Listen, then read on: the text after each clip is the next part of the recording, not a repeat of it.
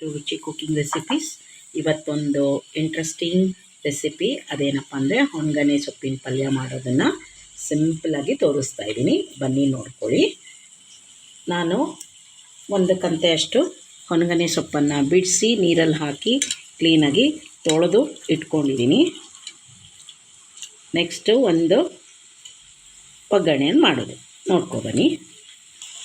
ನಾನೀಗ ಒಂದು ಬಾಣಲಿಗೆ 1 ಸ್ಪೂನ್ನಷ್ಟು ಎಣ್ಣೆ ಹಾಕ್ಕೊಂಡು ಅದಕ್ಕೆ ಒಂದು ಅರ್ಧ ಈರುಳ್ಳಿ ಮತ್ತು 1-2 ಹಸಿರು ಮೆಣಸಿನ್ಕಾಯಿ ಇದು ಹಾಕಿದ್ದೀನಿ. ಈಗ ನಾನು ಅದಕ್ಕೆ ಸ್ವಲ್ಪ ಸಾಸಿವೆಯನ್ನು ಹಾಕ್ತೀನಿ, ಜೀರಿಗೆ ಮತ್ತು ಸ್ವಲ್ಪ 2 ಸ್ಪೂನ್ನಷ್ಟು ಕಡಲೆಬೇಳೆ ಹಾಕ್ತಾಯಿದ್ದೀನಿ. ಈಗ ಎಣ್ಣೆ ಕಾದಿದೆ, ಸೊ ಇಲ್ಲಿ ಸೈಡಿಗೆ ಇದು ಕೂಡ ಇದಾಗುತ್ತೆ, ಬೇಯುತ್ತೆ.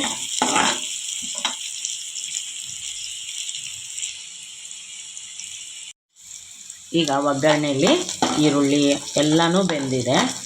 ಯೂಶಲಾಗಿ ನಾವು ಎಣ್ಣೆ ಇಟ್ಟು ಆಮೇಲೆ ಸಾಸಿವೆನ ಚಟಪಟ ಅನ್ನಿಸ್ತೀವಿ. ಇವತ್ತು ನಾನು ಎಲ್ಲ ಹಾಕಿದ ಮೇಲೆ ಸಾಸಿವೆನ ಎಣ್ಣೆ ಕಾದಿದ್ರಿಂದ ಹಾಕಿದೆ, ನೀವು ಮೊದಲೇ ಕೂಡ ಹಾಕ್ಕೋಬೋದು. ಈಗ ಸೊಪ್ಪನ್ನು ತೊಳೆದಿದ್ದು ಎಲ್ಲ ಮಾಡಿದಾದಮೇಲೆ ಈ ಥರ ಸೊಪ್ಪನ್ನು ಹಾಕ್ಕೊಳ್ಳಿ.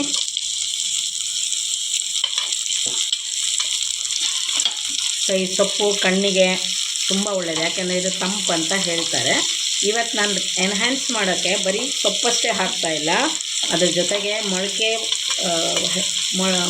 ಹುರುಳಿಕಾಳನ್ನು ಬೇಯಿಸಿ ಮೊಳಕೆ ಕಟ್ಟಿ ಅದನ್ನು ಬೇಯಿಸ್ಕೊಂಡು ಇದನ್ನು ಬೆಂದ ಮೇಲೆ ಸ್ವಲ್ಪ ಹಾಕ್ತಾಯಿದ್ದೀನಿ. ಸೊ ಇವತ್ತೊಂದು ಸ್ವಲ್ಪ ಡಿಫ್ರೆಂಟ್ ಟೇಸ್ಟ್ ಅನಿಸುತ್ತೆ.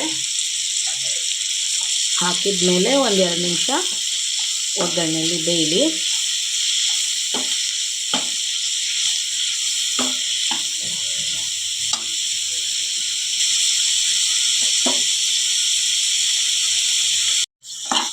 ಈಗ ಬೇಯೋ ಹಂತದಲ್ಲೇ ನೀವು ಮೊಳಕೆ ಹುರುಳಿಕಾಳನ್ನು ಬೇಯಿಸಿರ್ತೀರಿ, ಅದು ಇನ್ನೊಂಚೂರು ಒಗ್ಗರಣೆಗೆ ಚೆನ್ನಾಗಿ ಬೇಯಲಿ ಅನ್ನೋದಕ್ಕೆ ಈಗ ಹಾಕ್ತಾಯಿದ್ದೀವಿ. ಸೊ ರುಚಿಗೆ ತಕ್ಕಷ್ಟು ಉಪ್ಪು, ಸೊಪ್ಪೇನು ಭಾಳ ಉಪ್ಪು ಹಿಡಿಯೋದಿಲ್ಲ.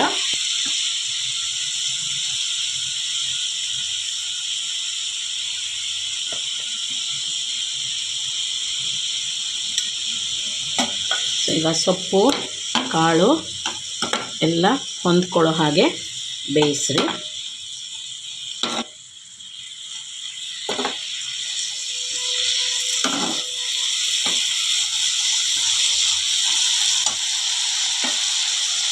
ನಂತರ ಕಾಯಿ ತುರಿಯನ್ನು ಮೇಲೆ ಈ ಥರ ಉದುರಿಸ್ಕೊಳ್ಳಿ.